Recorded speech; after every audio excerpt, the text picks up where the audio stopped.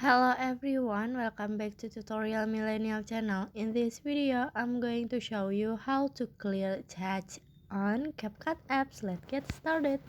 First, open your CapCut apps, and then after this, you can click a setting icon at the top and swipe down until you can see a chat.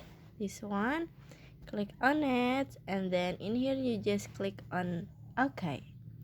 And then after this you can go back and finish. So that's how to clear cache on CapCut apps. And then I hope you found this video to be helpful. If you enjoy with the content, please consider like, comment, and subscribe down below. Bye bye.